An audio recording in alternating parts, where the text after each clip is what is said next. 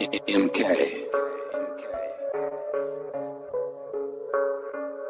Flights. Pilot man, attack commando. I'm too cold to hold, I'm too hot to handle. Are you flippy floppy like you got on sandals? Are you wishy washy like a sink ain't got no handles?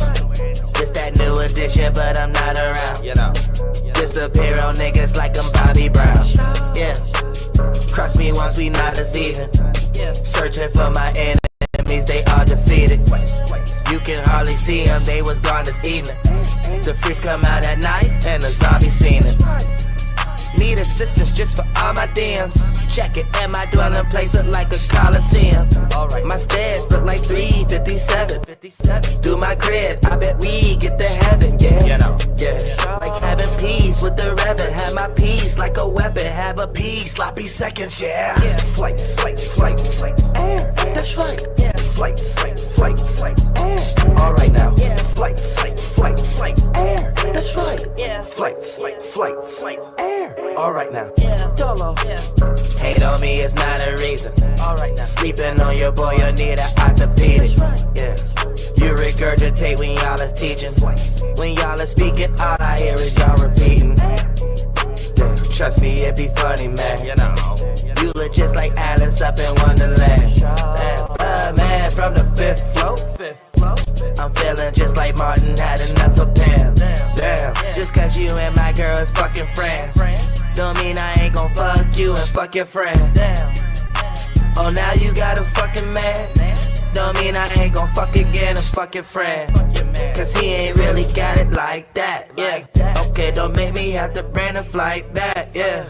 Okay, I hope nobody called the law, cause a nigga lost it all, but I got it right back, yeah. Flights, air, that's right. Flights, air, alright now. Yeah, flights, air, that's right. Yeah, flights, air, alright now.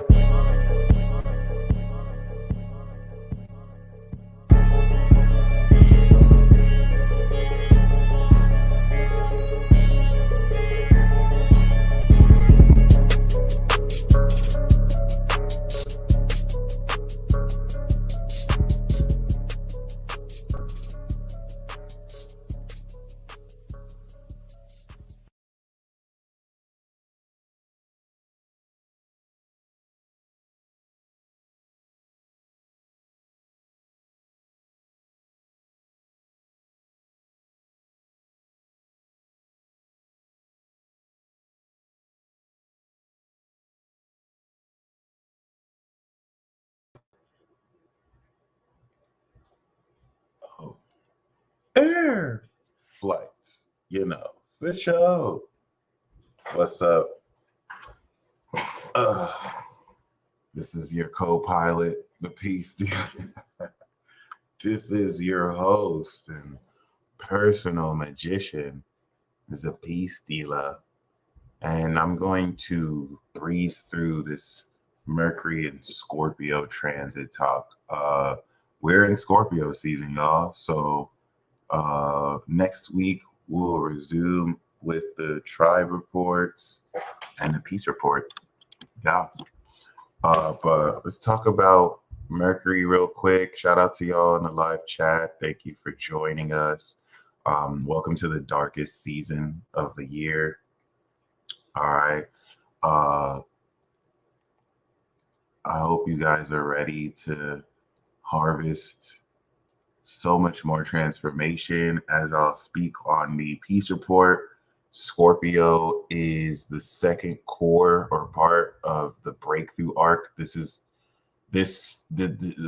October, November, December is the climax. If every season is like a television show season, this is season 3 of every year. Season 3 is always the climax. Sometimes other seasons hit harder. This is the season, y'all. And then Scorpio season is one of the more significant harvest signatures relative to Uranus and Taurus. We're going to have a 180 degree of that. And then Jupiter. So on Friday, we're going to have Venus and Sag, and we're going to talk about Venus opposing Jupiter. how's trading going with me? I'm taking my time. Um, I had to learn the hard way, just rushing in and just trying to over leverage my way to success. So, I'm just, I'm just taking my time. Uh, I, I, I think it's better to work with prop firms, but I'm just using my live account. My whole thing is, if I'm not good with my own account, I'm not going to be good with a prop firm. And by the time I'm good with my own account, I probably, by the time I'm good enough to use a prop firm, I might as well just use my own money. But for anyone doing trading and you're actually not trash, I definitely recommend hitting up prop firms. It's just the smartest thing to do. I'm too stubborn though. As far as trading, I've learned several strategies that are consistent. I just am working on executing it, not leaving the trade too early. I do that. But yeah, I've learned how to test the pre-market highs and lows, 5-minute highs and lows, and it's worked for me. I just learning to execute that shit. But yeah, I'm not gonna give up. It's something I'm gonna keep doing. And I'm glad you mentioned that, bro, because the oppositions to Uranus are going to really transform a lot financially for everybody, relative to, of course, May, August, and now November. November is harvest and February is completion. So I feel like the most change, the most rewards are going to come now, right? And like you said, for those who don't give up, you know what I mean? What Mark said, it applies to everyone here, man. A lot of ups and downs through Virgos, a lot of frustrations, wanting to. I mean, I never felt like quitting, but I could see how, especially losing thousands of dollars in the market because you're being stupid. But it's cool, as quickly as it lost, you can gain it, and it's not something I would just start and quit before the year's over. Initial balance strategy. I will. Thank you, bro. I'm gonna definitely check that out. I'm open ears. I don't want to think I know everything. So I'm just definitely open to any advice, which is what I really appreciate in a day and age like this. What I'm saying about markets applies to everything, right? But I feel like us being in a period of time where now I can watch YouTube videos and I can listen to advice from people who've done this for years. It like completely quickens the learning curve. Because now I'm just, not saturating myself, but I'm seeing everyone tell me their mistakes and it's just saving me so much more time. But yeah, that much being said, we'll talk about that more in the peace report. What we want to talk about is quick ass Mercury already 15 degrees ahead of the sun. Yo, thank you guys. I asked you guys on Instagram and YouTube for interpretation, and you guys came through. Yeah, I'm already learning how to look at the moon sign, and you could tell how the market will be just based on the moon, because the moon moves quick like a day chart, right? And the sun is going to be more like a monthly chart. And like when it's immutable signs, the market is choppy. I'm starting to like see that type of stuff, but I want to get good at trading first, and then I'll bring astrology into it. But yes, I wanted help, guys. You guys came through with the interpretations. It was just such a crazy spread. I had to share it. And we'll come back and see. Yep. I will keep this in mind. I pulled tarot for the rap battle. I don't think people really even know, because I don't really be bragging like that. I don't really just push it out there. I will talk my shit. But like, for those guys who don't know, it's on X, my X account. If you look at April 5th, if they even have tweets that far back, I predicted before Drake dropped push-ups, I used tarot to predict the entire rap battle, every single round. I even knew there would be like 2-3 rounds. And I predicted that Drake would drop the Heart Part 6.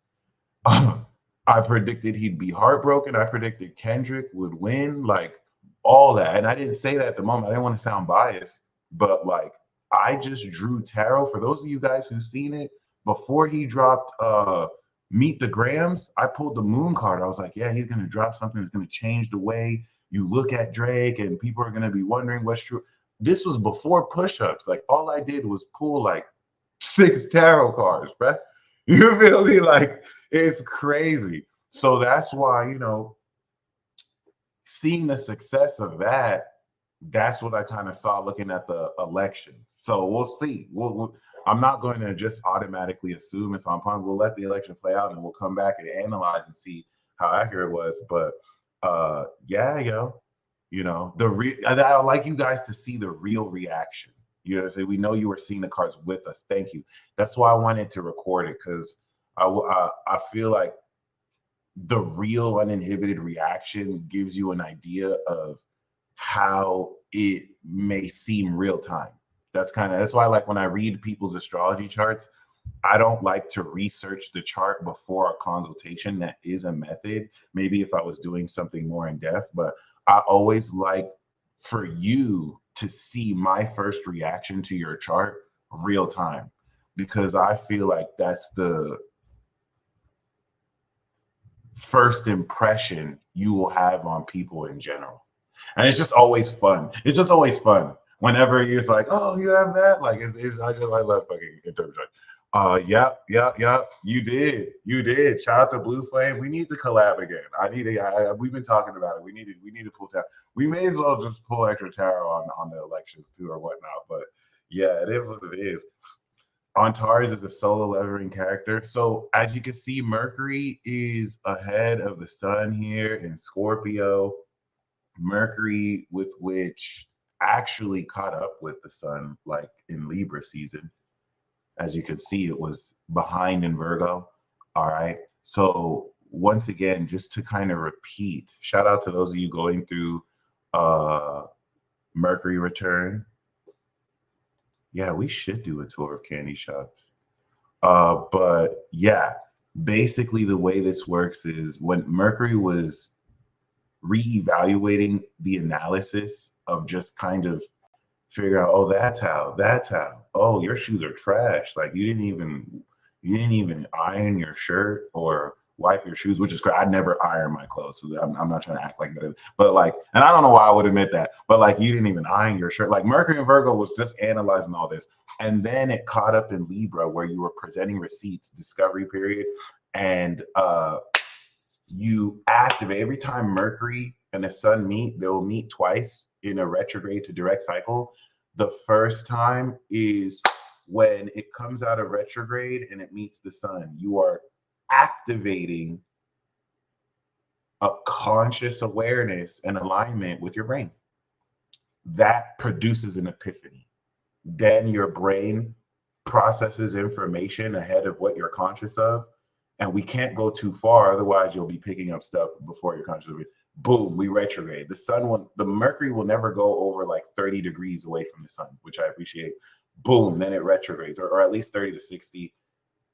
That's the second time it meets. So now it's reevaluating information ahead of your consciousness. It's like a bird. It meets with you on a boat or something, gives you that information like, hey, there's land up ahead. And then it moves behind your consciousness to reevaluate everything you have already been conscious of. Boom, it goes direct again, catches up to your conscious mind. And that's the dance between Mercury. This is the sun. That's the dance between Mercury and the sun. Venus does a version of that, but Venus will never go over like 60 degrees. And it's going to retrograde, I think, like twice a year. No. Once every 2 years, like with me, like with Mars or whatever. Okay. Yep. My mom has Pluto Virgo, Uranus Virgo. Like all you Virgo placements are just so big on like classiness and ironing, and like that's the one thing I'm missing. I got the Capricorn, I got the Taurus, I have no Virgo. So it's like So it's like you have to explain to me why I can't leave the house looking bummy. And Ashley, like, what? I can't look like a derelict? Like, I can't just be homeless? Like, I don't have the Libra. Like, I realize that's a Libra Virgo sense. Don't get it twisted. Aries is fire. Taurus is smooth. I'm not saying these other signs don't do that, but I didn't factor in how not having Virgo just makes you care that much less. It's just not a desire. Anyway, that's the worst. I don't want to make it sound like I'm blaming the stars for why I just like looking like a homeless derelict. But like, yeah, I just kind of appreciate it. Like y'all just, yeah. Yeah. Because the way they see you is how they treat you. And then I get like stubborn. I get so fucking stubborn, like undercover boss. It's like, oh, so I have to look good. Even though that's just the way the world works. It's just image. There's a science to it. It's just image. It's pretty biased. So I'm gonna be stubborn. I'll be like, oh, well, if I have to do that for that, I'm gonna just look bummy then. And you got it. It's so fucking stupid. But hey, I love my stubborn personality. This is why I have Venus on Taurus.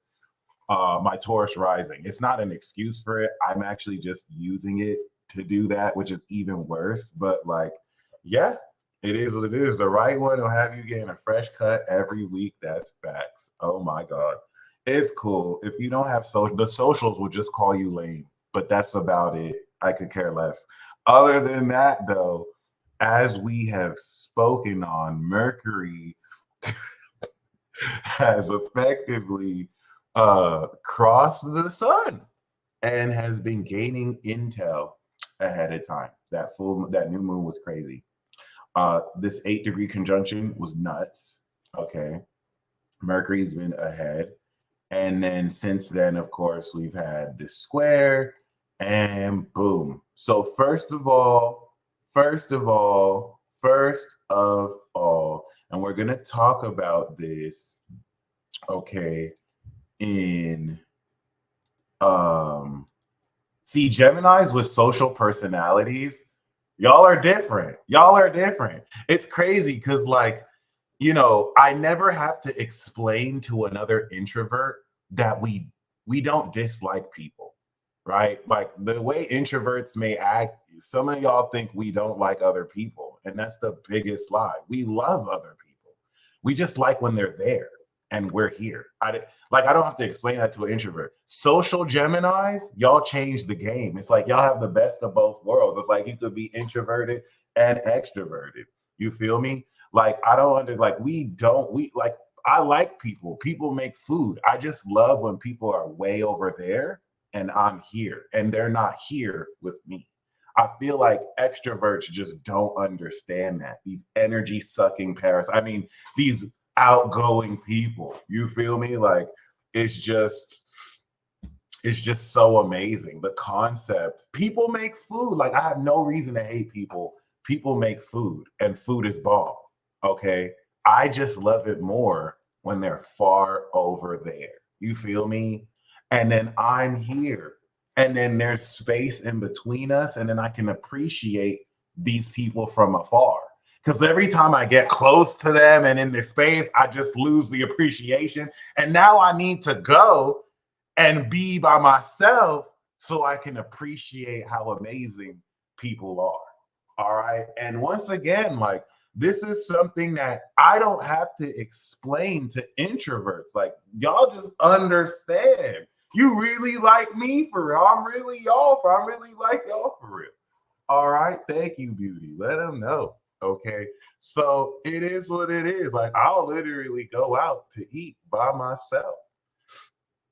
I seen a meme that was like, you have to have an exceptional amount of courage to go out and eat by yourself. I do that shit all the time. Fuck you mean? Like, I don't even like to eat with other people because I'll be feeling guilty eating like Goku. Like,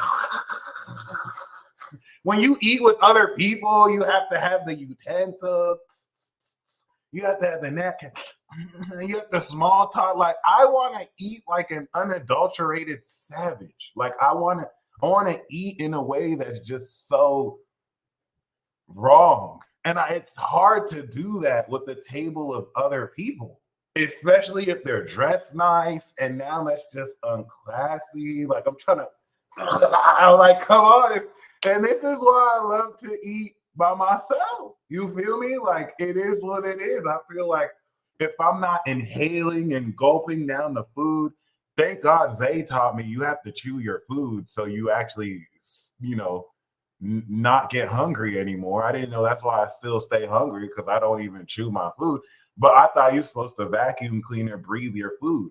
I'm incapable of eating slow. Like every time I try and eat slow, it's just like the thing for me though is I feel like I have to eat fast because if I eat slow, I'm gonna get full before I finish the food. So I feel like I need to eat all this fast so I don't get full. That just sounds so fucking stupid. All right, I'm gonna go straight into the piece. Okay, so yes, Mercury is 15 degrees ahead of the sun.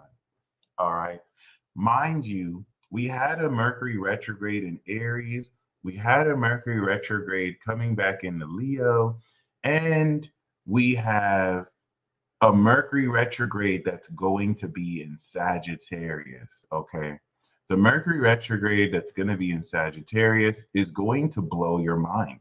First of all, it's going to be after the elections. So we're going to see a lot of spinning being done, square Neptune, and a lot of people are going to believe what they're told, okay? Which is already hilarious. It's going to be opposite Jupiter, which is just going to change the game. Everything about this Sagittarius season is just more dangerous than it has to be. And so that's what makes us know this Scorpio season is going to be filled with darkness and fuckery. All right. You heard me, D and F. So prepare yourselves. I think what is very interesting is that personally, I know you can't wait. I know every Sagittarius is just waiting to create smoke. It's cool. But like, yes, I learned from a Sag woman that Sag men are way worse than Sag women, which is very interesting. Yes, I've been learning the differences between the men and women of each sign, and thank y'all for spilling that tea for me. Like, I had no idea. Sag men are just another level of just deranged. I don't even consider Sag women deranged. I'm not gonna hate though. As a man myself, I'm sure Gemini women say this about Gemini men. But like that being said, it's very interesting. Like, yeah. And I realized the difference between, yeah, that's true. That's true. I realized the difference between the men and women of the zodiac sign is emotional intelligence, which is why the water sign men hit different, but women still hate them too, like they hate the rest of us. So that's really interesting. But yeah, I'd love to do a video about that, the differences there. That being said, yeah, I just kind of want to highlight that yeah, that's what I'm learning. Gemini Sag synastry. Oh, Gemini Sag is the best until it's the worst, and then it's the best again, and then it's just the worst, and then it's just like better than everything. Like there's no in between. It's literally like the best thing ever, and then it's the worst thing ever, and then it's the best thing ever, and then it's the worst, and then it's like so good, and then it's so bad, and then it's so good. It's just so retarded.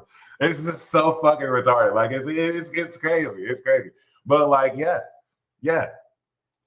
It's just like Virgo and Pisces. Virgo and Pisces is amazing. And then it's just crazy as fuck. And then it's amazing. And then it's just ridiculously crazy. Like it don't make sense. And then it's just like the best ever. And then it's just crazy. Like it is what it is. Like be careful. Two mutables getting together. Like just be careful. You signed up for this ride. Like there's nothing stable about two mutable signs getting together. But it will be fun as fuck until it's not. Okay, like it is what it is. That's it. Gemini, Pisces, Sag, Virgo. Like Virgo and Gemini is fucking dope for like the first 2 weeks. And then Virgo is just going to get so annoyed with Gemini. And it's just going to devolve into a semantical battle. Like, no, 1 + 3 = 4. No, stupid. 3 + 1 = 4. and like they just start arguing the same thing, but and then Virgo will just grow to resent Gemini. It's a lot, but it's good while it lasts. I mean, it depends. If the Gemini has Earth and if the Virgo has air, that could last for a while. Oh yeah. Oh yeah, definitely the goofy. But like when that works, when mutable signs work, they work. I just don't know what else to say. It's just when they don't work, and you'll never see it coming. It could just go from that like that. That's the thing with mutability. You know, at least with fixed signs, you can see the signs. You can see when Taurus is getting angrier as a bull. You can see when they're trying. You can't tell that with Pisces, bro. Pisces is and Sag are OD dangerous. Like shit will really be sweet, right? And then you laugh at one part of a movie, and they're like, "Why are you laughing? That's not funny." And you're just like, "Oh my god, am I okay?" Like what the and that's it. Like you will never know. You'll never know. Virgo and Virgo is kind of like Scorpio and Scorpio because mutable signs know each other's tricks. You know what I'm saying? So like the Virgo male is going to be very interested or thrown off that his earth magic tricks. The Virgo female does too. Like she's already hip to it. So it's like I like watching these people when they're like each other, but then when they beef, like the best beef is Scorpio men and women. Virgo men and women are a version of this because Virgo and Scorpio, they're mad low key. They don't really reveal much until it's the Virgo calling out the Virgo. See, the Virgo will snitch on the other Virgo. Like, have you ever seen a Scorpio man go in on a Scorpio woman? I'm taking notes like, what? She manipulated? She do what? Okay, because you'll never tell. You can never tell a Scorpio woman going on a Scorpio man. Like looking at Scorpio or a Virgo, be like, how dare this bitch try and do me at me? And that's what the woman is saying with the man. Like, does this man think he's slick? Does he not know? It is legit to be a fly on the wall and see, because like it's hard to find intel on them until you have one of their own kind. That sounds racist. Really, just kind of spilling it, but yeah, they work until they don't. Virgo loves Capricorn. It is what it is. Like Cassie loved Capricorn, Diddy's assistant. And who was in between Virgo and Capricorn? Scorpio. I can't believe hearing that story. I'm like, this shit writes itself, bro. But yeah, I feel like only a Virgo know what a Virgo needs. Yep. And since you can't really fix Virgo, Virgo's like, ew, I can't fix you though. Ugh. Can you imagine two people trying to fix each other and there's nothing to fix? They just look at each other like, oh, wasted potential. Like, never mind. That was horrible. That was a horrible joke. That was such a bad joke. All right. Anyway, I am here to innovate space racism because the way space racism is expressed is just so primitive. So I'm here to really provide the mathematics. See, space racism isn't really bad. You just have to know how to do it. And there's an instinctual way, and people just, that's what I'm here to teach. I'm here to innovate the art. It is an art. You know what I'm saying? Like water signs should be prejudiced against fire signs. Water signs should be throwing shade against fire and air signs. It's instinctual. Earth signs should be hating on air signs. It's natural. You feel me? Air signs, we should be insensitive to water signs. Like I'm trying to teach people why you already do this. Okay. And I'm just going to teach you how to do it better. That's all. That's all. That's wild. That's wild. I can imagine the sex is wild too. So with that being said, I just kind of want to highlight we're starting Scorpio season 15 degrees ahead with Mercury here. Okay. The aspect we want to look at is this Uranus opposition. That's going to be really the climax. Okay. And it's definitely going to put you in a position to transform how much deeper your brain can psychoanalyze phenomena around you, your own inner world. And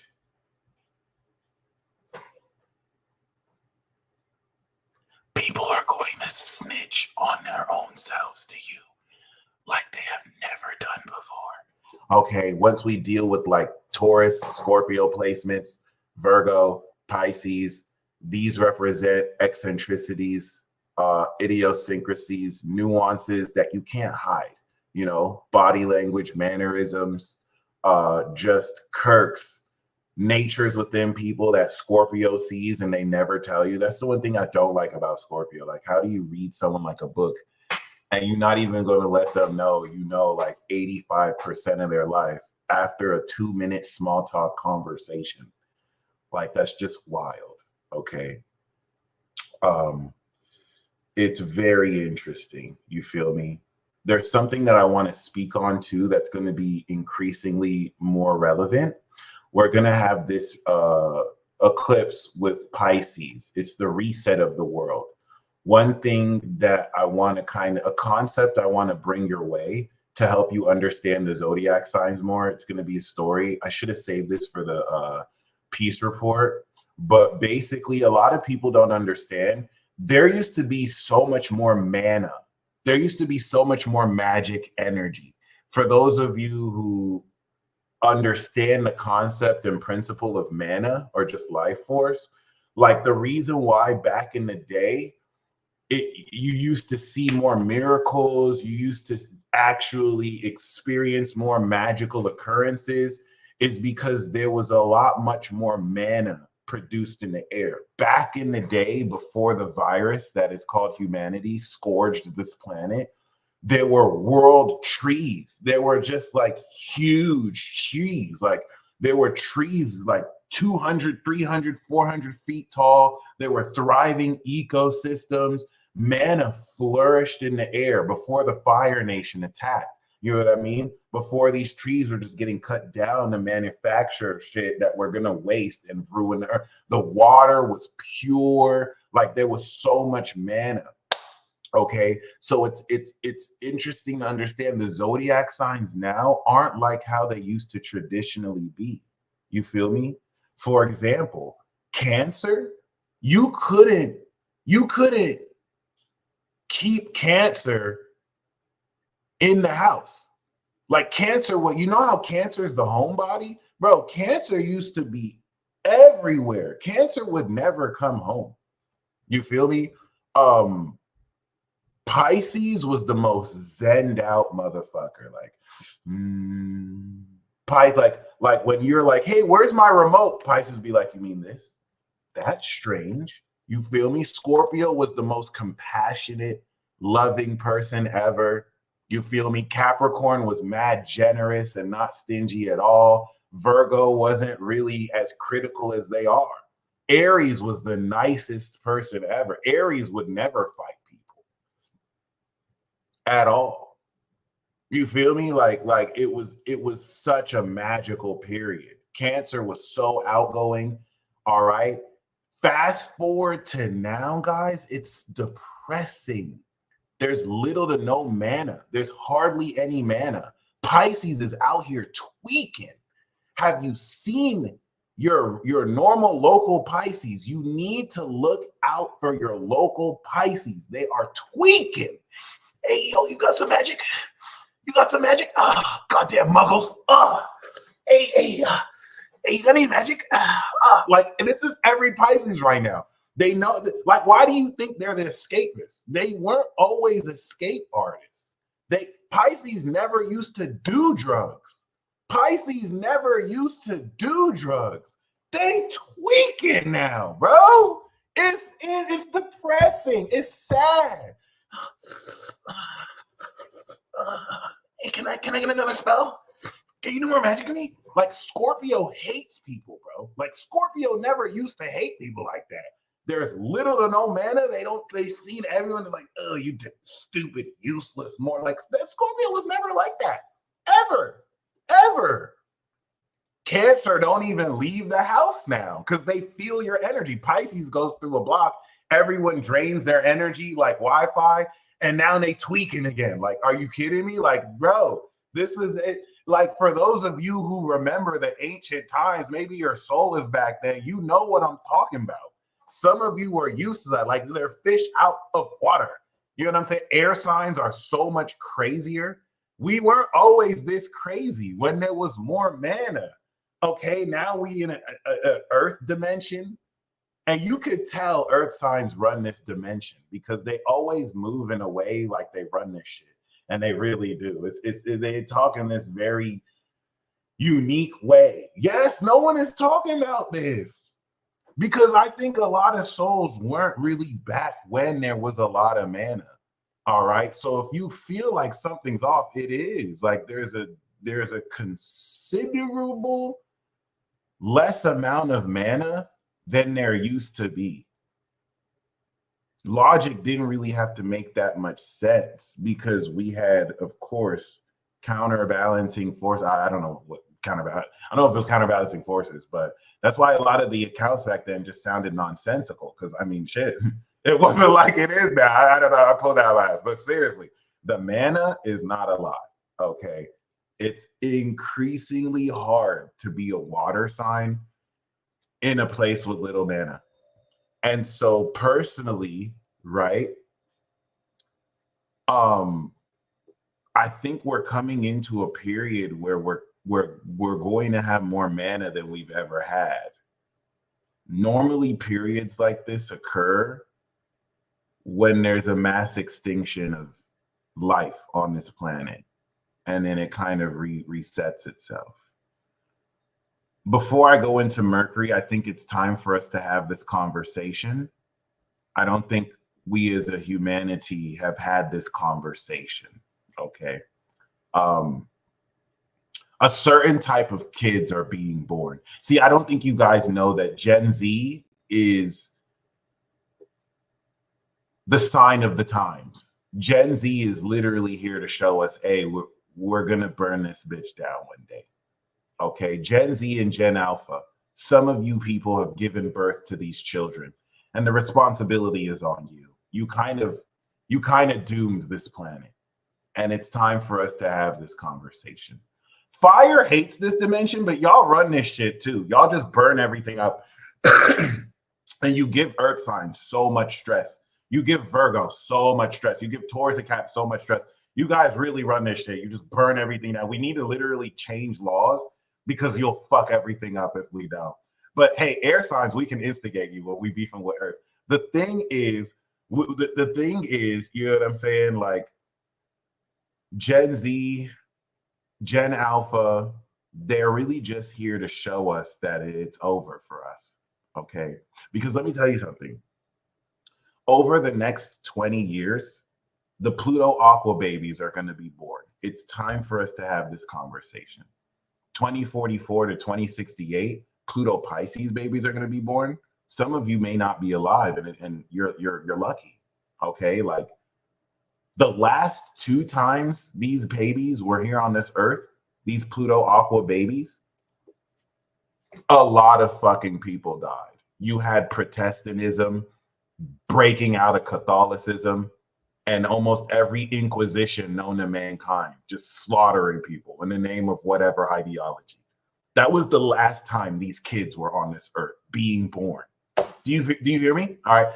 What happened the last time these kids were on this earth? I don't know. Every fucking revolution known to mankind happened and shaped near what we're experiencing now. People traveled and brought with them diseases that massacred millions of people. Every time these children are born on this earth, it is outright pandemonium. And it is these Gen Z and Gen Alpha kids who are born before them that just let you know, yeah, we finna take this bitch over. Like, it's terrifying, okay?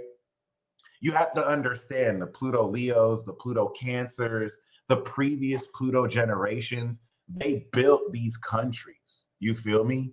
They built the pillars that supported a lot of these countries. They understand because they built it. Pluto Sagittarius is the first thing they're going to do when they're in their 30s and 40s. They're going to isolate those pillars and they're going to knock them down. And they're just going to, everything's going to collapse. It's like they want to collapse everything. And as a Pluto Scorpio, as a Pluto Libra, we're the very, like Pluto Libra literally had Gen X literally had to take the older generation, be like, holy shit. All right, good luck, motherfucker, and pass the hot potato to the new generation. I firmly believe Pluto Scorpio, we have the hot potato.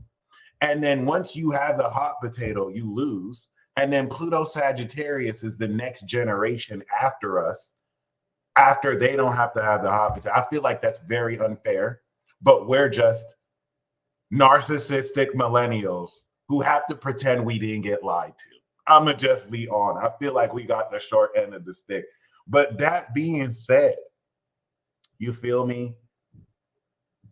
We have to deal with what Pluto Sag is about to do. And then Pluto Cap is just going to take over. All these young Pluto Capricorn kids making more money than you've ever made before you were 20. And in their teens and tens is just disrespectful as fuck. Like, how the fuck are you making millions of dollars on YouTube? And I had to go to college, not even to like, but it's cool. But it's cool. Because none of that compares to these children being born over the next 20 years. Some of you have Aquariuses with Pluto Aquarius. How could you? How could you bring these aliens to this world? Do you not know they came here to take it over? Do you not care about the rest of us? Huh? And what are they going to say? It was out of love, Peace Dealer. It was out of love. You think these children love you? Do you think these children love you? You feed them. You feed them and you give them shelter. Do you not know the children that are being born over the next 20 years are just going to look at you as mortal receptacles? Yeah, my mortal feeds me. Yeah, these humans don't know shit. These are like 3-year-old babies with full vocabulary, having full-on telepathy with other kids. Have you seen the Rugrats and how they talk to it? That's these babies. Okay. Oh, I just sound crazy as hell. I'm done. I'm done. We're doomed. We're doomed. We're fucking doomed. Oh. All right, it is what it is. Kids next door, MFers. These are these kids. And you already gave birth to these Pluto Capricorns. So that it, and see, I feel like if you're a parent and you have a child that's Pluto Cap, you know exactly what I'm saying. You know exactly what I'm saying. You see the way these kids talk to you, and like it catches you a little bit off guard, like, wait, you're 4. Well, you're just 8. Why are you talking to me about particle physics? And why are you right? Like, none of that shit is supposed to make sense because they're not human. But it's cool. But it's cool. Okay, 4 months old. Nah, see, I'm done. I'm done.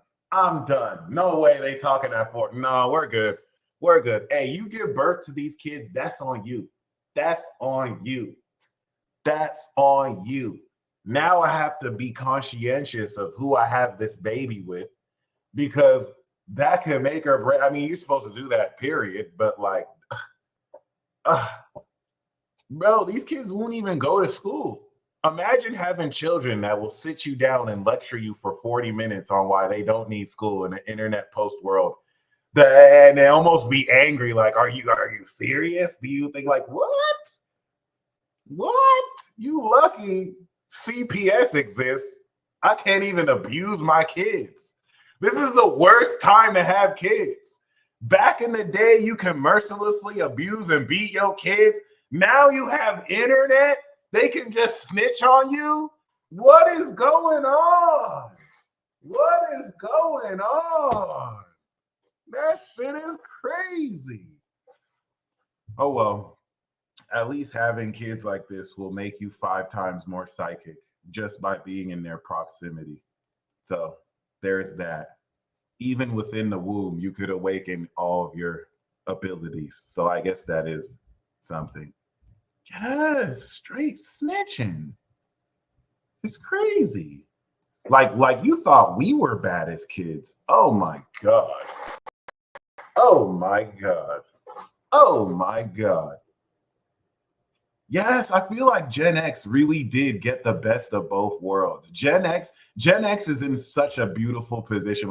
Like Gen X can get with the older generation and be like, I'm not these millennials. Like, you think I'm a millennial? You think I'm a Gen Z? Like, we really do. But then they can get with us and be like, what, you think I'm a boomer? You think I'm these older people? Like, y'all know how to play both sides so well. Y'all be like, y'all actually are pretty cool. I'm not gonna lie. Like you got to see everything like we did, but you were a bit older, so it's pretty cool. But yeah, yes, y'all are just you don't even care. You play both sides perfectly. I don't understand how you do that. And then the thing is, as you can see, Pluto 29 degrees. The reason why I'm talking about generations is because what Pluto 29 degrees represents is that Gen X is finished. They're done. All right. 2008 to 2023 was the boomers giving Gen X the hot potato. And you know what's about to happen when Pluto comes into Aquarius? Pluto Scorpio, we're getting the hot potato. It's just so weird. It's almost as if we're getting the hot potato when all the markets are about to crash, everything's about to destabilize. It's almost like it was done on purpose so that we can take the blame. Be like, see, you millennials are just lazy. It's not anything we did to probably set you up for failure. No, you're just entitled. You're just lazy. You don't have as much money as we do. And it's just like, you're right. We're trash. We suck. Like, this is how you begin a revenge story. Don't fuck with Pluto Scorpio. Don't fuck with Pluto. You think we care. You think our generation gives a fuck. You about to find out the hard way. So we're about to get this hot potato over the next 20 years. And that we're not allowed to complain because that's just us being entitled. But it's cool. Don't forget the fact that we were experimented on, lied to again, experimented on some more. Y'all just tried shit with us like we were the firstborn before you got it right with Gen Z and Gen Alpha. Didn't give a fuck about what happened to us. It's just like, wow. It's just like, wow, Dominique, I got you. This is what we're gonna instruct. See, Pluto Scorpio is like the Sith Lord behind Pluto Sagittarius Darth Vader. You feel me? We're like the do this, Pluto Sag. Do this, Pluto Sag. My bad. All right. Jokes aside, even though none of this is a joke, the 15-degree lead of Mercury to the Sun is just very deep. Okay. Once again, when we deal with Virgo, this is analysis. And when we deal with Scorpio, this is psychoanalysis. This is why Libra is the master of character assassination. It represents the presentation of character. And Virgo, which is going to represent the integration of your physical senses through analytical experiences, now adds sauce to the psychologically analytical nature, right? That's the only difference. Like Virgo is diet Scorpio. That's literally it. Scorpio is the expression of Virgo. You start with analysis, you get deeper, right? Scorpio is just a deeper analysis. So Virgo's analysis, Scorpio is psychoanalysis. That's literally it. Scorpio manifests Sagittarius. Psychoanalysis produces higher perspective. Okay. That being said, I showed you how Mercury was in Virgo. It met in Libra, and now it's moving ahead. It's going to retrograde in Sagittarius and start to come back. So we're getting ready to take the activated power of our processing brain and awareness in Libra that expressed our characters, and we're psychoanalyzing how we're transforming our character and how much deeper we can process information. So Mercury in Scorpio is like the detective's mind. Okay, Mercury in Scorpio is like, what's this fake app doing here? Why were you at the coffee shop at 4:26 p.m. when you told me you were at the library? Don't worry about how I know. Don't worry about how I know. They did some private investigation and followed you when you got it. That's Mercury in Scorpio. So like this is the brain that will get to the root core and the bottom of any issue. I'm Mercury and Taurus. I'm slow. Like I fuck with Mercury and Taurus though. It slows down our brain processor. It's the slowest brain processor. But this is why I can enunciate my words. Like if I'm Mercury and Gemini, I would speak so fast and I'd be like that and that and that and that, and I would see that and that and 2 plus 4 is 4, but 4 plus 4 equals 8, and the 8 minus 2 is but with Taurus, I can actually enunciate and not sound like a retarded sparrow. Now Mercury and Gemini is like 10 times more smart, but Mercury and Taurus is just very productive. And then there's Mercury and Scorpio that just sees through you. I know what you did last summer. Oh my God, chill. That's why Sagittarius, Mercury and Sagittarius are too. Sagittarius is with Mercury and Scorpio will throw you off because you'll see their Sagittarius like, yeah, I'm a Sag, and you have no idea the whole time I'm a Sag. Their Mercury and Scorpio is just like, they nice with that. Like they'll distract you with the Sag. Like, look at me. Wildfire. Don't sleep. If you ever see a Sag with Mercury and Scorpio, don't be fooled. I know because I'm a Gemini with Mercury and Taurus. Yes, I can. But I'm still logging in the back of the head. Just be careful. Okay, just be very mindful. Libras with Scorpio placements, be careful about them. The Libras with Scorpio placements be the jealous Libras. Like, what are you doing with that motherfucker? Like, Libra, chill. Whoa. I never took you to be the jealous type. Oh, it's the Scorpio.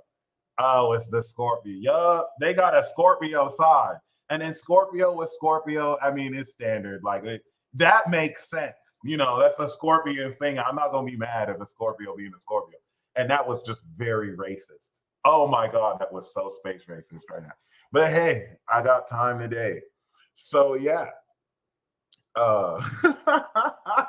Okay, so we're starting Scorpio season. You're literally applying this balance of your character. Because remember, you have spent 6 months Virgo Libra cuss. Listen to Wale. That's all I'm about to say. Day away from a Libra. If you want to know about that cuss, there you go. They're like they want to be the nerdy Virgo, but they still want to be the stylish Libra. Just pick one, bro. Because like you can't. You all cuspers try and do both. Like the Virgo Libra cuss wants to be I'm real, but no, I'm fly too, but I'm real though. I'm like, chill. Are you fly or are you real? Pick one. Come on. Are you the nerd or are you the person who copies off the nerd's homework? Everyone knows Libra copies off of Virgo's homework. Everyone knows this. That's it. That's all I'm about to say about that. Libra Scorpio cuss don't know if they want to be classy or mysterious. It's like, nah, you can't be friendly and mysterious at the same time. You can, but you just look sloppy. Like, stop. You're going to show up one day, hi, guys. The next day, you're going to be like, don't talk to me. Stop. Choose one. Please. We don't need to do this. Because now you're throwing everyone off. And it's just like, okay, come on. Let's not do this, please. That being said, once again, I just kind of wanted to highlight how Mercury is ahead of our sun. Okay, ahead of our consciousness. You feel me? It's very significant because, actually the sun is on that 0 degree, but like Mercury, remember, you want to think of this as a messenger bird that is ahead of what you're conscious of. So we're just aware of this darkness, this transformation. In the dark is where some of the greatest change happens. And your brain is dishing you the tea ahead of time. Imagine if you had, yes, I said the tea, but really the sauce. Cancer is the tea. Scorpio is the sauce. Cancer is the juice, really, but it can also be tea. Shout out to you, Cancer. I love Cancer. Y'all just have tea for every situation. Oh, you don't like that flavor? Don't worry, I got you. Hey, you like this one, dude? Yeah, I knew you like this one. Cancer, you clean. You queen. Yes, they're not even gossipers, but they will have tea. Scorpio's the sauce. And the sauce lasts forever. So you're getting updates on your phone like, hey, this is about to happen in a couple days. Hey, I just met this person. You're going to be aware of this later. And that's really the principle. Like everything that Mercury has given breadcrumbs for, you see how the sun will be aware of this. The sun is eventually going to go over these places. So that's why it's very important to look at transits but after the sun, because everything that occurs will occur. Like, do you guys notice?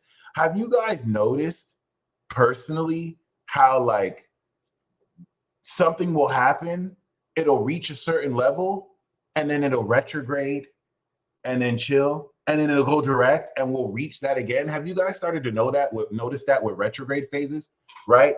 This is going to be significant for Pluto, right? Let me give you my Pluto in Aquarius experience. I kind of channeled it last night. My Pluto in Aquarius experience when, and let me know if this was your experience, right? 0 degrees Pluto Aqua. First of all, by the time Pluto was 2 degrees Aquarius, well-established technological experts were like, hey, you guys need to chill on the AI.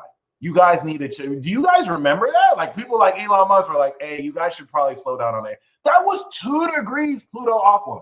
Then it retrograded, went back to Capricorn, adjusted. Okay. And Scorpio is the snake, the eagle, the phoenix. Scorpio is like Diddy. Like they have different animals, they have different names. They're Love, they're Puff Daddy, they're like, it's like I don't understand that about that. But other than that, okay. Let me know if this was your Pluto Aqua experience, right? 0 degrees Pluto Aqua, 1 degree, 2 degree. I stepped into the Aqua room and I just saw a room of like 15, like a council of people, right? And I look at them and they look at me and we stare off for a minute. And then they immediately viciously jump the shit out of me. Fight back, fight back. Fight back. I'm just like, that's it. That's it. You know, I got the Gemini. I'm talking shit. That's it. That's it.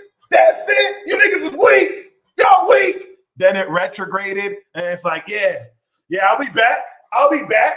I'll be back. We went back into Capricorn. You know what I'm saying?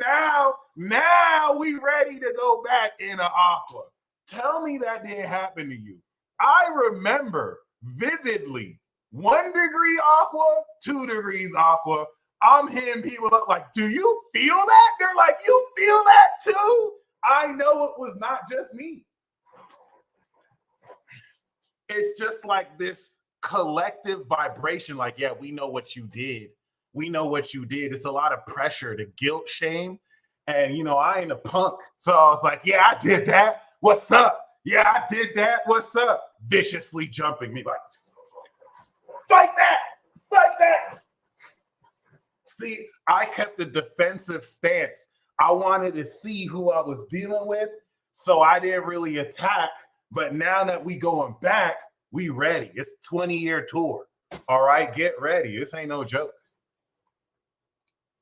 That's what I'm saying. This Pluto Aqua generation is not going to be unlike any other. See, Pluto Scorpio, we got to see corded phones turn into cordless phones and fax machines turn into scanners and smartphones. Okay? These Pluto Aqua kids are being born with fully intelligent AI. Like, I just don't trust that. That's just already a red flag to me. Already a red flag. Okay? Is it just me that got jumped? I was really the only one that got jumped? I'm going to feel a certain way. I know it was not just me. I know it was not just me. So that's why I'm just kind of mentioning the retrograde, because everything that is ahead of the sun, like, you're going to be aware of it. You're going to be aware of it. That's one thing you want to keep in mind. Like, your heart and your brain are ahead of your consciousness right now. Symbolically. That's you in your brain and that's you in your heart thinking about what's ahead. You know, if I ever saw this person, I would tell them how I feel. Or I do want to meet this person. Oh, yeah, I'm thinking about this. Then you're going to be aware of it. And then you're going to do what you were thinking. Okay, like, bro, you're only 12. Enjoy life, bro. Thank you. Thank you. We were outside at that age playing, field. Oh, what was that game called? Playing capture the flag, field ball, all sorts of stuff. Football, like, you feel me?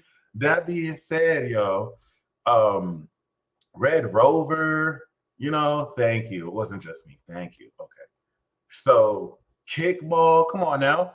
So yeah, I just kind of wanted to establish that. I literally spent an hour rambling. I love how I don't know if you guys have heard of Hyler. She does like law of assumption videos, and she says something like that. She's like, every time I make these videos, I just ramble and yap. I'm like, it's the Gemini in us. It's the Gemini in us. We can't not just talk just for the sake of talking. It's just it is what it is. But like, yes, okay. This 15-degree delineation, all right, of Mercury is already halfway. And let me tell you why this is significant. So we started this transit off, with Venus polishing. First of all, Venus was the first to innovate. And that's one thing to keep in mind. The heart wins this year. So what I'm going to start doing is we're going to see who makes it to Pluto every year. Last year, I think Mars made it to Pluto, right? Let's see who won last year. See, this was the race last year, right? The TK race. Boom. We had Venus that was retrograde in Leo. So Mars was leading, right? Mercury was in the lead. What happened? Mercury went retrograde, okay, in Capricorn right before the finish line. You feel me? Boom. Mars, of course, the sun actually won. Boom. So it looks like Mercury actually won. Yeah, Mercury won, but I like to do between Mars and Venus because Mercury moves too fast, right? So it looks like Mars actually won this year. You see, Mars hit Pluto first. And if you want to do that, we could do Saturn, we could do Neptune before Aries. If you want the finish line to be Pisces, I've been doing Pluto, right? So last year, Mars won, okay? I think Mars is going retrograde this year. So that's why Mars is already down here. Even though Venus caught up Aquarius season and just moves faster, what we're going to see is that Venus is smoking everybody, bro. Look, Venus came back with a vengeance. And it's crazy because Venus retrograded in Leo and now Mars is retrograded in Leo. And they're ops. They're going to be beefing this year. So I just wanted to show you how every year we don't always have a clear winner. Sometimes the heart leads, sometimes our desire leads, sometimes our brain leads the pack. Like Venus is even smoking Mercury this year. You feel me? So like something to keep in mind. Yes, God is all of it, everything. Or you could say it's created all of it. The way I like to think of, like when people say God is everything, right? And you could say Pisces is the finished product. The imagination is God. Every zodiac sign is an ingredient. I saw this on the TikTok. And Pisces is the final, you know what I'm saying, finished product. That's why I call them the audience member. Like they're the only sign that's watching everything. Like Leo's the main character, Aries the villain. Pisces is outside of reality, like you watching me outside of this production, right? But the way I like to think of God, right? If you were to create Super Nintendo, right? And then Super Nintendo has all these different IPs. It has Super Mario, it has The Legend of Zelda, right? God kind of created the hardware. Well, see, now we could look at God as Sag, Cap, Aqua, Pisces, the universal. Sag is like the eyes of God, Cap is the power of God, Aqua is the mind of God, and then Pisces is like the presence of God, if you want to say that. And then in the Aries is like God in human form. You know what I mean? But basically, when you make a video game, right? If I were to make a hardware, the universe, right? And then I had gods under me. I had like software developers that created different worlds, right? We had a god that made the Super Mario world. Then we had a god that made the Legend of Zelda world. So let's say the inventor of the company of Nintendo is like God, right? Would you say that the person who created Nintendo is Nintendo God? Right? Like, is the person who created the hardware, Or is the creator of the hardware transcendent to the hardware? They're immanent because their signature is everywhere coded into that creation. But that's where I feel like there is a transcendent quality, like God is everything, but in a way where the signature is there, but it's still transcendent, right? But then again, that's just a perspective. Personally, it's like being a part of the ocean. It's like being a part of the flame, and you could kind of do that as well. But that the transcendence and the immanence, kind of at both the paleontology or whatever, paleontology. All right, but anyway, panentheology, panentheistic, where like God is within the. All right, whatever. Regard like a mother goddess that gives birth to creation and it's within her, right? There's paleontologists, but I was trying to say theology or something like that. That being said, okay, what we did, right, was we marked out this pure form of psychoanalysis. Your brain basically has been, mind you, through Virgo, your brain collected receipts. You presented it in Libra, and now this is you being detective, right? Pantheistic. Let me actually get the word. Hold on.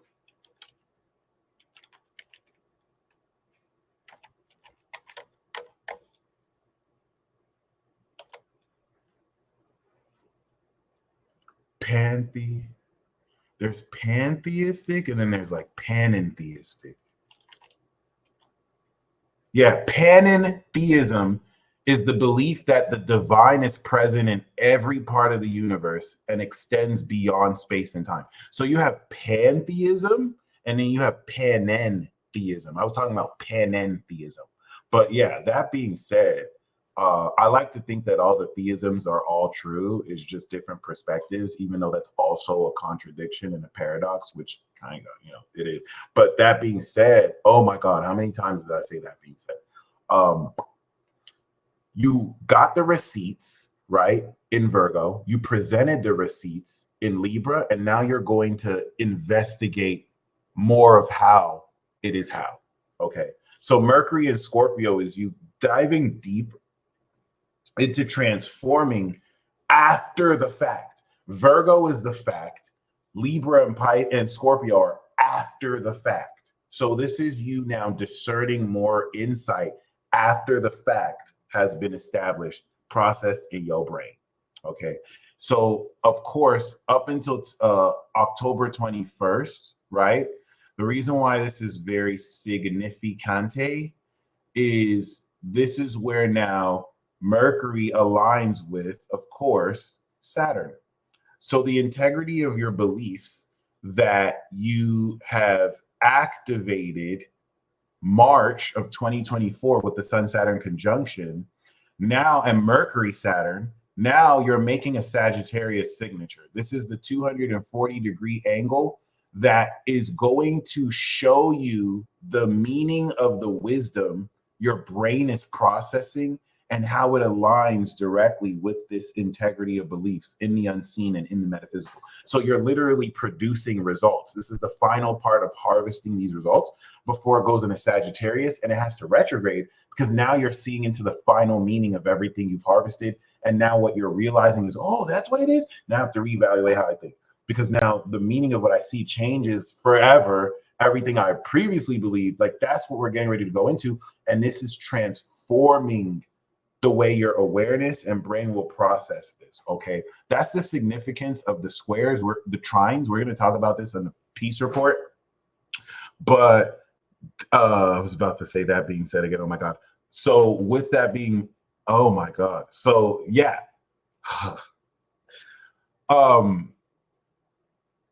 This trine that we had 2 days ago and really yesterday, right, is strengthening considerably the quality of everything you have been imagineering in your belief that you're going to see, but not through your physical senses. It's like an unseen vision through wisdom, Wisdom that if you were to close your eyes, you could take the cumulative nature of your experience and still make your way through. So that's one of the very significant things about this aspect right here.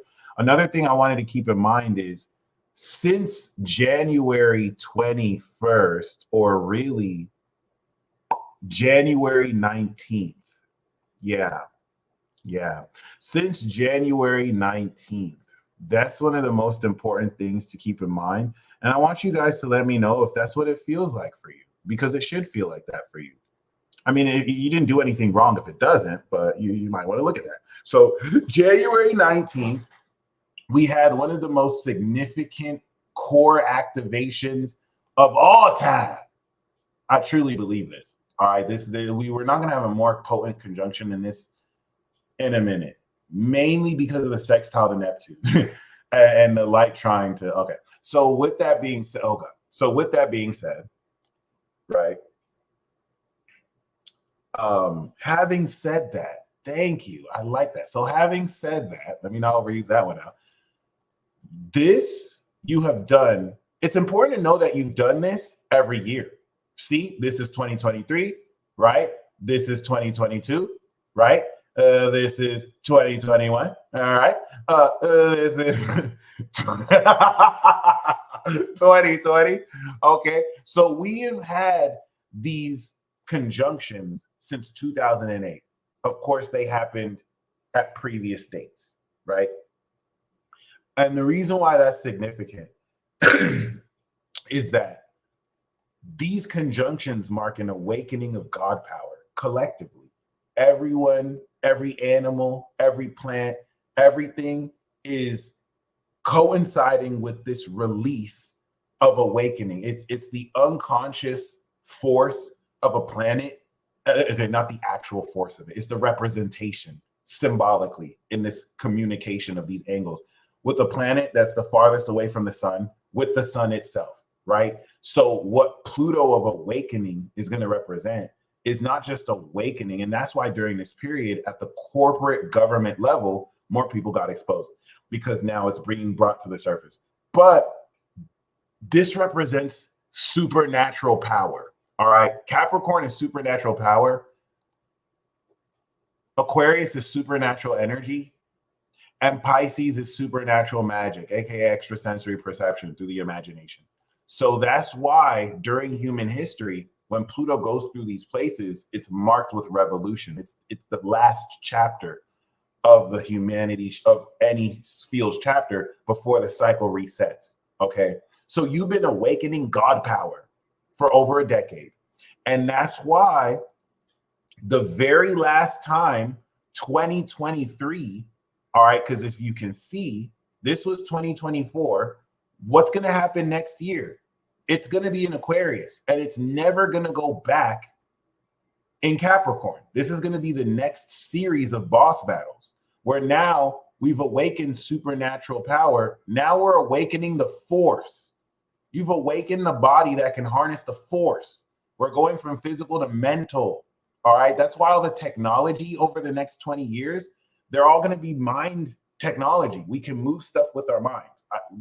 Technology already exists like this. So you're not going to need to use your phalanges to do stuff. You could just wear glasses. You could just be like, hold on. What are you doing? I'm paying for this meal. That's it. That's it. You're not going to see people walking down the phone. We're all going to have like augmented technology.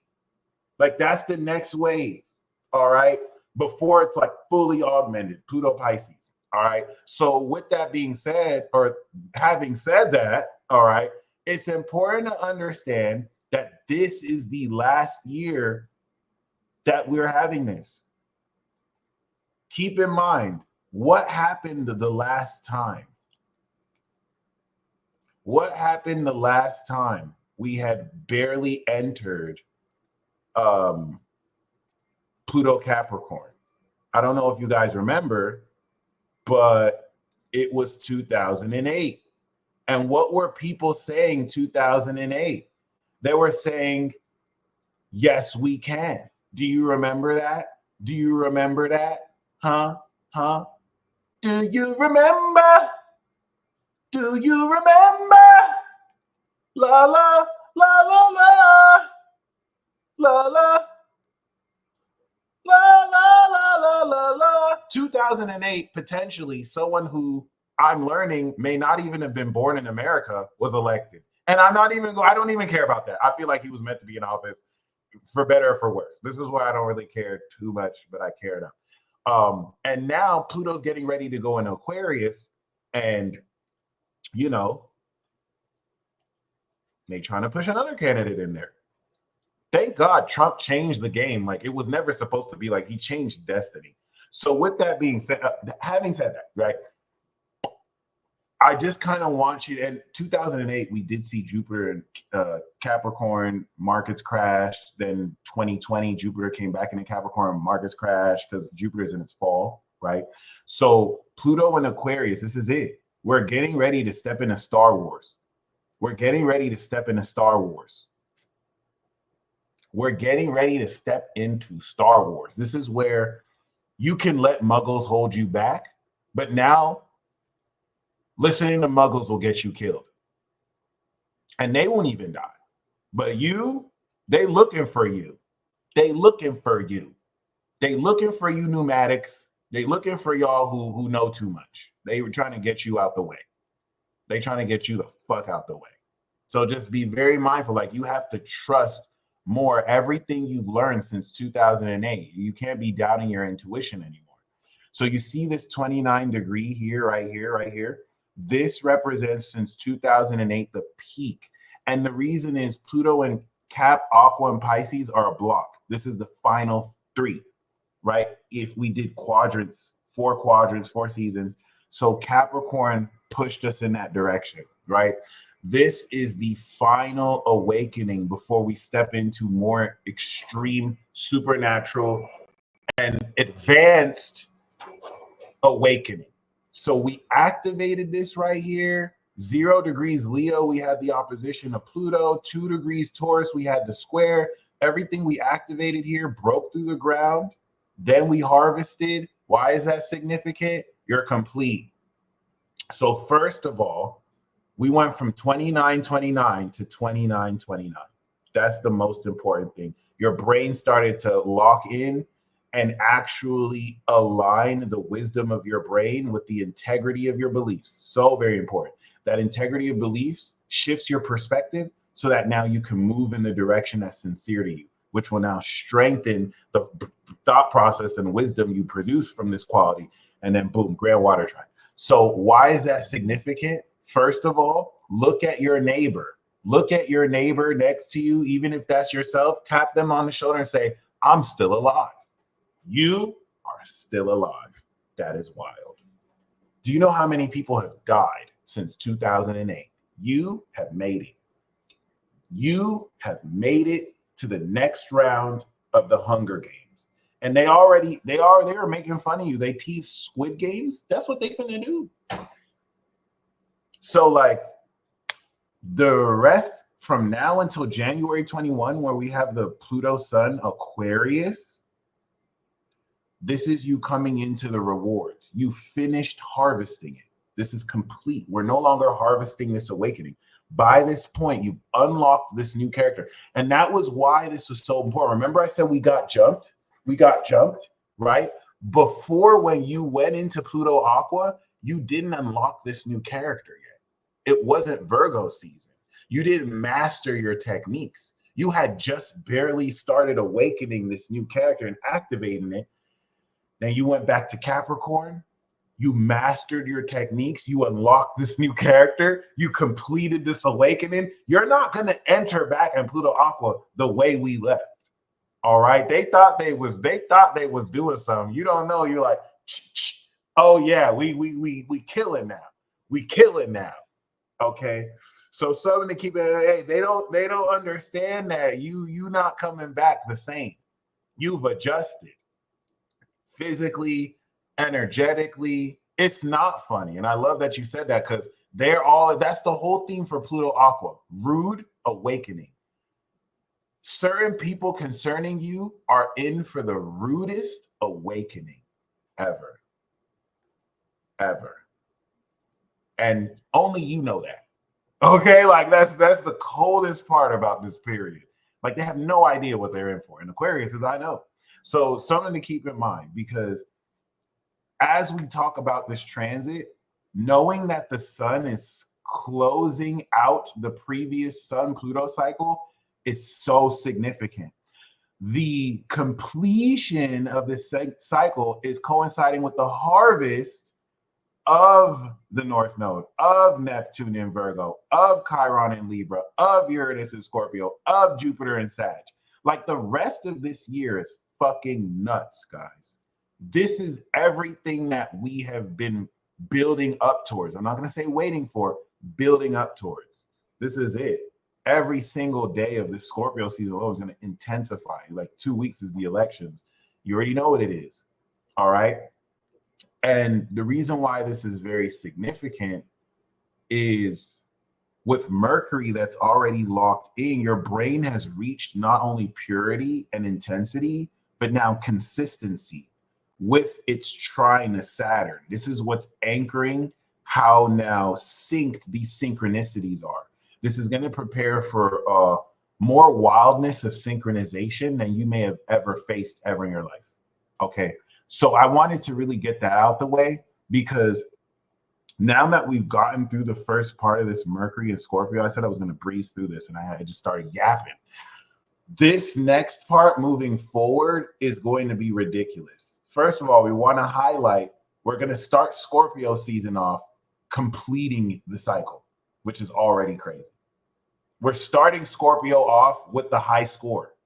Normally, when we end zodiac sign seasons, we have the new moon, we activate it, we build our way up, we get to the full moon, we harvest it, we have the third quarter score, we see the high score, and then we go into the next sign. We're starting Scorpio season off with the high score. Like, hey, this is your high score from Libra season. And we're going to use that to transform and activate. So it's already a different feel. All right. And then with that being said, as we're gaining awareness of what the brain ahead of us has, of course, processed, Mercury connects with Saturn. And then, of course, we have the Jupiter quincunx. Now, this is going to quincunx Jupiter retrograde. Okay, because Mercury moves quicker than Jupiter, we always take the slower moving planet to be like the second hand or the minute hand. And then the slower moving planet is always the hour hand. Okay, this is how you can see it's a literal clock, guys. This is a literal clock. This is why we could tell time because of this right here. So this is a 150-degree angle to Mercury. Venus is getting ready to make a 180-degree angle. We're going to talk about that on Friday because Venus conjuncted Jupiter in Gemini. So I don't know if you guys know, your relationships are about to level up. Like you're never going to love the same way again. Your heart is leveling up. We activated this vocabulary of how you even communicate your desire with people back in June. And now you're going to see what that looks like. You're going to see what this harvest of this evolution looks like from like now to March. All right.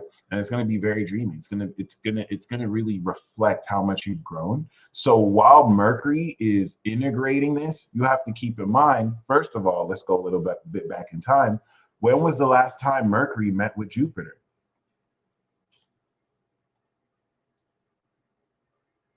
Boom. In Gemini. We see that this actually happened in Gemini. As you can see, Venus already linked up with Jupiter. I think Venus linked up with Jupiter at the end of Taurus. And then, of course, Mercury linked up with Jupiter at the beginning of Gemini. This was the 0-degree conjunction in its dignity. This began the process of quintessentially evolving your brain processing. Don't worry, we did this again last year in Taurus and before that in Aries. Activation portion of the new you. We brought our consciousness, our heart, our brain, and our private parts along for the ride. Okay, that's what these cycles represent. Innovation and evolution was on the menu for this year. Okay. So now, relative to that activation, we're tying everything together. We're literally integrating everything you began to evolve since like late May into June. And this is going to begin the process of now taking this psychoanalytical wisdom your brain is processing and integrating it with this evolution of your vocabulary. You're going to be aware of this when the sun does this. All right. This 150 to 180 degree angle is the process of now integrating where we will begin to harvest when it's opposite. And Venus is going to make its way there very soon. All right. So the last part of this Mercury transit, as we get into this grand water trine right here, is going to be, in a sense, full unity in integrating how you will intensify your feelings, because Cancer is just feeling the emotion. Pisces is believing in what way you should feel. It's the perspective around, okay, this is what I believe I should feel. And Scorpio is how to feel what you're feeling. It's like zeroing in specifically on a more psychoanalytical disposition of how to feel what you're feeling. And you're going to see this before the new moon. So Mercury is going to tie to Saturn because you've already anchored the integrity of your beliefs. This will stabilize the delusion that Neptune will transcend your brain for, because you're just going to get very dreamy and it could be delusional. But thankfully, you've aligned with the integrity of your beliefs. This is like putting on the seatbelt before Neptune takes you on a roller coaster ride that's beyond the physical.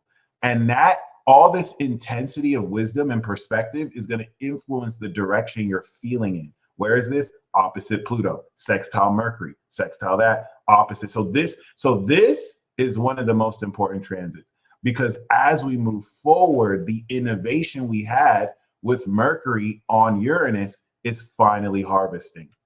So this is the end of the year. And that's the cool thing. The end of the month for the rest of the year is where we have the new moons. So as we have the new moon at the end of the month and we activate the new cycle, your brain is at a peak level of processing this wisdom psychoanalytically, and it's going to finally harvest the unconventional innovation of how naturally you can sense with your body and tie your brain into the transformation of how much deeper you can psychoanalyze and see how people's bodies snitch to you.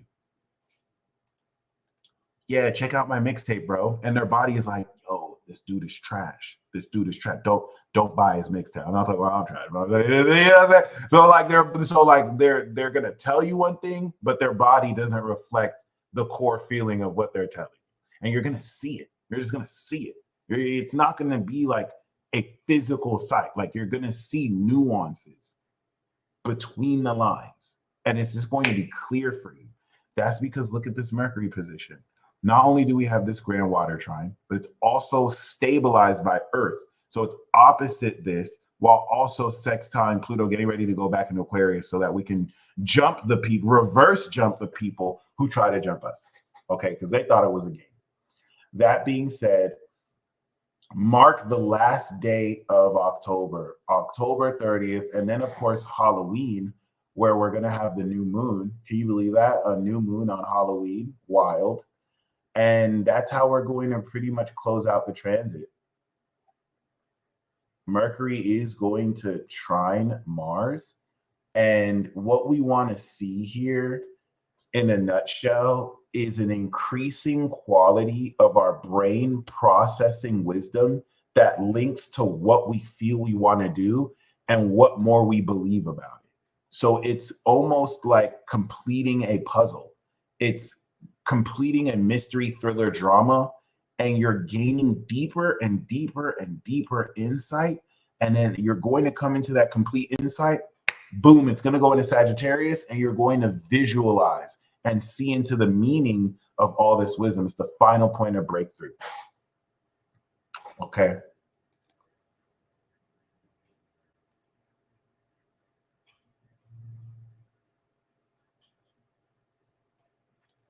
Appreciate you, bro.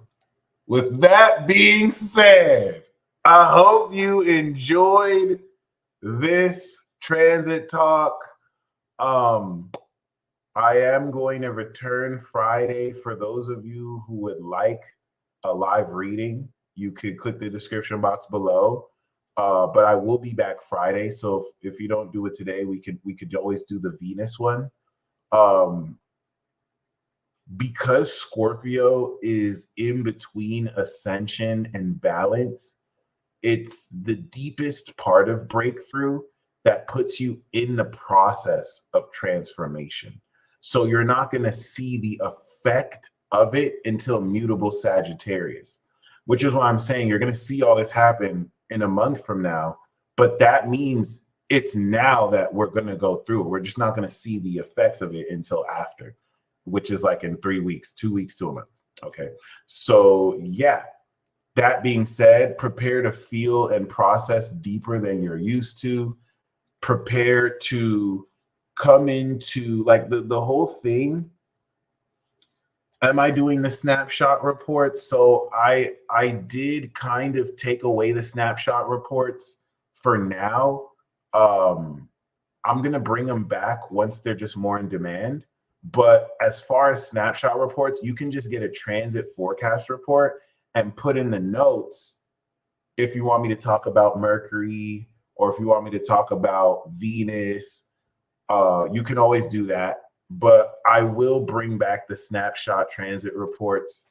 I just kind of they didn't seem as much in demand, so just kind of But I will definitely bring it back. I had the recorded ones. You guys didn't really like those. You guys weren't really copping those, so I just kind of stopped doing them. But I mean, I will bring these series back once we get a little bit more traction and whatnot. But yeah, there are a lot of idiosyncrasies and deep social nuances that are going to increasingly, in layers upon layers, be made available. With the Uranus opposition, because Scorpio is a social sign, you may have to make that decision around, do you want to conform to what other people expect from you? Or do you just want to keep your own personal weird shit? There is no right or wrong answer. If you have more Taurus, Aries theme energy like me, you're going to want to keep your weird shit. If you have more social energy like Scorpio, Libra, you're going to probably want to compromise and do what other people expect of you. You can have a good balance. It's not really either or, but just keep that in mind, because this is also going to unveil how psychological manipulation is used on you in every format, and how you can, being aware of that, transform that, own it, facilitate it, reinforce it, destroy it. It's going to really provide nuances in the way with which you deal with other people and connect with other people, and slowly but surely transform how much more intimately you can communicate, because you're integrating everything you've been evolving since May, June. So this is that last point before you begin to harvest it unconventionally. Like once we step into the last part of Scorpio season and Sag season, everything is harvesting, just like you're seeing everything. It was September where this began, and we started to really see the change. But now we're going to come into the meaning of what all of this was for.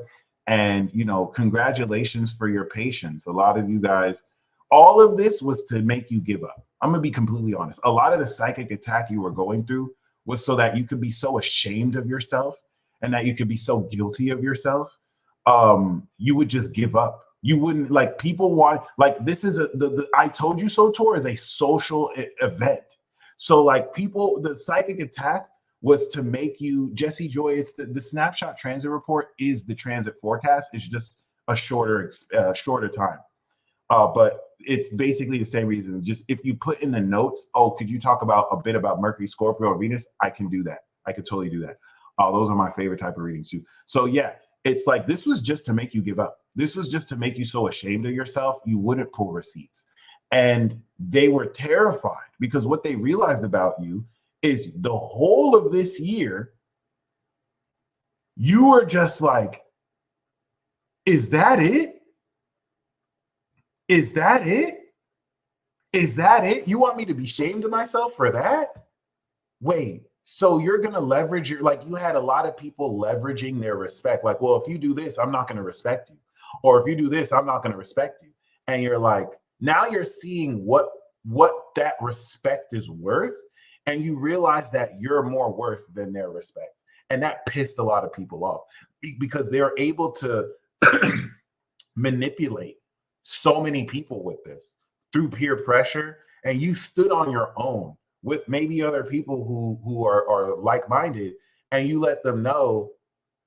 So, and that required self-confidence. That required grit because you're getting hit at all angles. The things you're saying are being twisted. The intent you're saying is almost being shifted to make you feel guilty.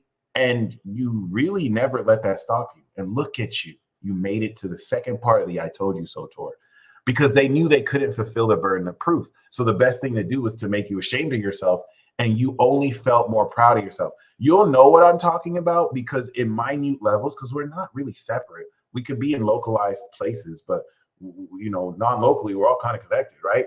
You'll know what I'm talking about because every time you feel happy, every time you're in peak moments of joy, you feel that negativity, try and reframe it. Almost as if they want to associate your joy with feeling guilty. It's a very subtle tactic.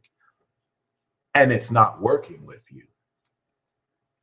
So this is where you're going to transform fully out of that, because this requires the confidence you activated in Taurus. Since May, a concerted effort collectively and socially was to get you to feel unconfident about yourself because they saw that gold you were uncovering. This is your own unique gold. They're like, damn, we need to devalue it because if you sell that gold, you're going to be rich as fuck and you're going to be richer than them. And you brought it here. So you did it. You did it. You'll know what I'm talking about because of the imposter syndrome. Saturn in Pisces is this insane level of imposter syndrome. Okay. And the imposter syndrome is not even coming from you, fam. The imposter syndrome is a concerted effort to delegitimize the wonder you have worked and to indirectly infer that you haven't done enough. You haven't succeeded enough. Why aren't you doing this like everyone else is doing this? Oh, you're lazy. Why aren't you doing that? You need to do this for this person, for that person. Don't you care about your family? And the whole time, it's like you have done more than enough. A lot of what you're doing is unconventional, outside of the tradition of what other people do. So they see you're not doing it and they feel like, oh, you're not doing it the right way. You don't have to do it their way. That way is beneath you. You prove that's what this I told you so tour is for. You already demonstrated this. You proved it. You've supported a lifestyle around this. You feel me? So everyone is going through this. Everyone is going through this. It's a lot of projection because your truth is exposing the lie they live. That's why they're yelling at you. That's why there's this insecurity towards you without you having to say anything. So if they can peer pressure you, literally. So if they can peer pressure you to bend your arm through, that usually works. It didn't work on you. Attempts on your life will be made. And this is where I'm saying they're going to realize the hard way that they're in for a rude awakening. God has chosen you and anointed you. She's not gonna let anything touch you. And some people, they're muggles, like they're so materially focused, they're not aware of anything outside of this material realm. It's hogwash, it's bullshit. And they're about to find out they could never. That's the mantra of this year. You could never touch me.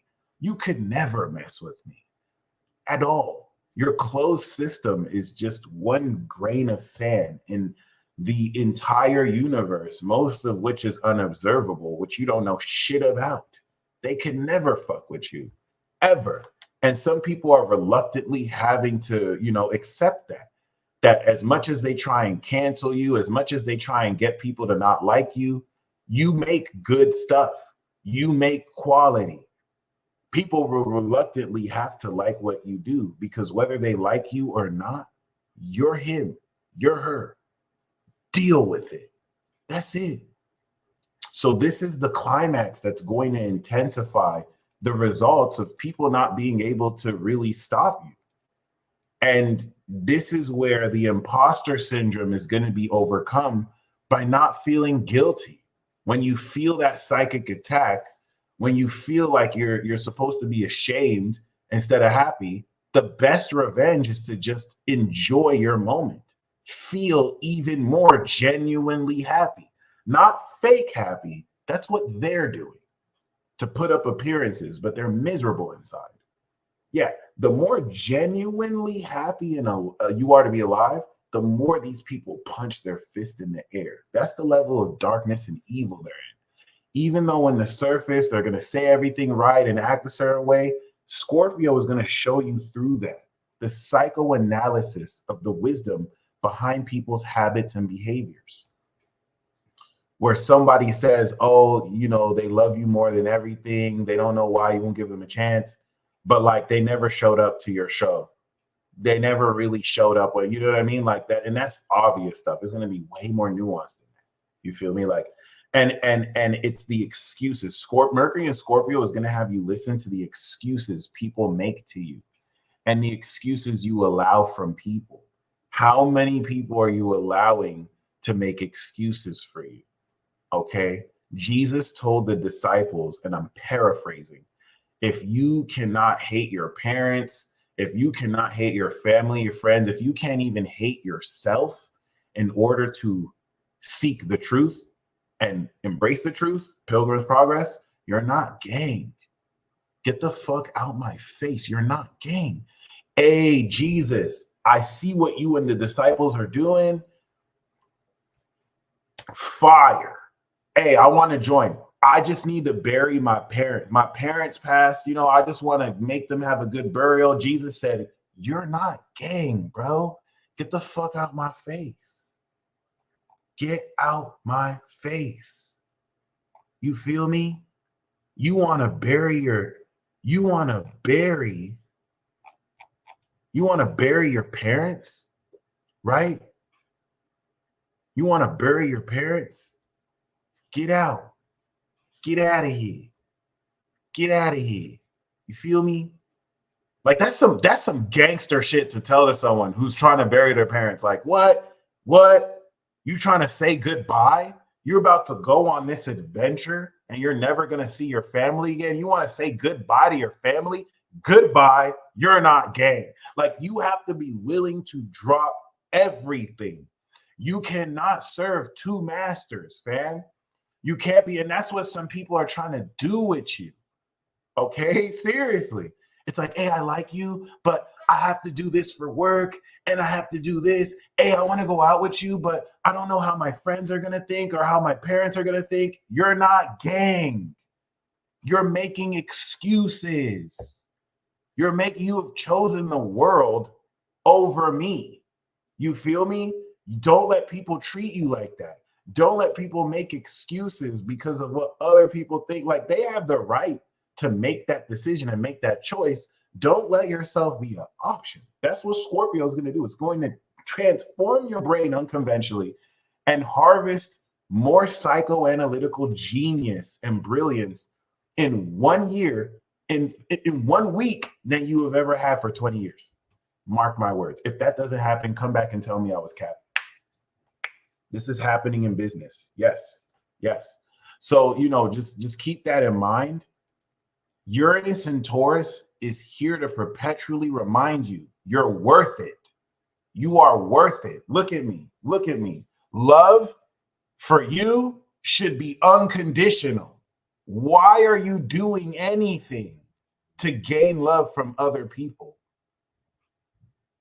I'm not saying that people shouldn't have boundaries.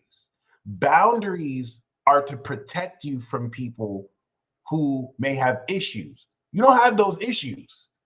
You have worked on yourself.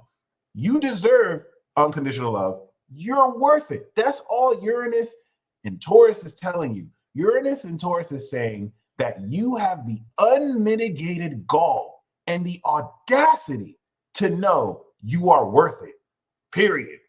There's like no explanation. You're worth it. So anyone that's giving you excuses, like there's some condition that needs to be fulfilled, you don't need that. Whether they're offering you $5 million, whether they're offering you a greater look, you don't need anything less than 100%. You're going to have people who embrace that. And yeah, they may turn down lucrative opportunities people would kill for, but they preserve their integrity. And you're going to have people who compromise. And I'm not going to say those people are worse. That's what they chose. Everyone gets to choose what they want. As for me and Infinity Gang, we don't compromise, baby. That's it. We are worth it. 100%. If you want to make like this, we're the best. Listen, we're the best. If they want the rest, they can get the rest. There's nothing wrong with the rest. There's the best of the rest. The best of the rest, they'll be happy with the rest. They ain't the best though, but they can be with the rest. See, you want to be with the best, you can't serve too much. You need to give 100%. They need to devote to you entirely, to recognize you, surrender to you, devote to you. That's it. That's it. If you making excuses, oh, I need to see if it's okay with my pet. Bye. Mind you, that you would think that's reasonable, right? You would think that's reasonable, right? Like, can I at least deliberate and like talk to people I care about? Bye. You are not game. Bye. That's it. That's it. 100 or not. To each their own. I'm not here to argue and say that one is better than the other. I'm just saying this is what we doing. And you're going to have people who are so pissed. People who thought they could buy you. People who thought that they could have some hold on you. And you're going to see this transit is going to show you their true colors. When you tell someone no, and you don't give them what they thought they had access to, watch them now try and devalue you. If they can't have you, they don't want anyone else to want you. That's not going to work. You move too nice. The way you move is too nice. Okay? So keep that in mind. I will return on Friday, and then we'll resume the program next week with the Peace Report, the Tribe Reports. We'll break down Scorpio season. Please be happy to be alive. It's not in your head, y'all. There is a huge corruption of humanity that has been concerted and has been happening for decades. And we're seeing the results of that. So many people have lost their hearts to darkness, not because they're not good people. They've been betrayed. They're bitter. They've been hurt. And whereas you were hurt and you didn't let that hurt stop you from seeing people as they are and not less than they are, you didn't let that bitterness have you hate other people, they fell to their darkness. They got overtaken by their bitterness. And they have been puppets and pawns of the dark. You may realize through this transit, you're one of the last real ones left. If you go outside more than ever, people are gone. They're repeating circular logic. They were not born like that. They've been taken over by this matrix and agents. So the fact that you're one of the last real people left, one of the last real magicians, one of the last real ones, the reason you guys are here to bring back the mana that's been lost. That's why they're trying to kill you. Because when there's no mana, you can take over people. Everyone has that inner spark within them. They want you to believe you need to go through this person, you need to go through that person. You are single-handedly bringing back the mana that's been lost. And with more mana comes more realization. So keep it up. Keep it up. Keep up the great work. I don't care if people want to passive aggressive, because there's a lot of passive aggressiveness, especially with Mars and Cancer. I don't care if people want to passive aggressively try and undermine who you are, what you're doing, especially people who have no experience or knowledge really of what you do. Keep walking forward, confident, knowing that you're a blessing to the people who you interact with. Okay? The gender wars over the past 4 years needs to be documented and studied. It has been interesting. It has been definitely interesting. I like seeing them beef, but I just don't like how it draws us into it. But it is what it is. I love that. When has that stopped? So thank you guys. Just like you feel like I am a help towards you right now, this is what you do with everyone else around you. We found each other. We manifested each other. And we're here to do the Lord's work. Okay? It is always an honor to serve each and every single one of y'all. That's why I'm like, hey, holla at me, get these readings. If you ever need a discount code, just email me. It's not about the money for me. So if it's too expensive, let me know. We can work. I'm the dealer. We can work out a deal. If I feel like trading, we could trade. I'm not open for trades yet, but it doesn't mean that I won't do a trade if it's not good enough. You feel me? But like, it is what it is. I always make sure I do this. So you with all this that I do, you don't need a reading for me. Like, I'm always going to break down the transit talks. I'm teaching you how the math works so you know how to read it yourself. But I still love doing readings. Like, they're always fucking awesome. It's like going to a mechanic, someone who knows how to fix cars. So that being said, you guys move forward. This is it. You've already harvested. You've already unlocked this character. We're harvesting the eclipse. You did this. No one can take this from you. Move forward, stand proud, stand confident, and you guys stay blessed as always.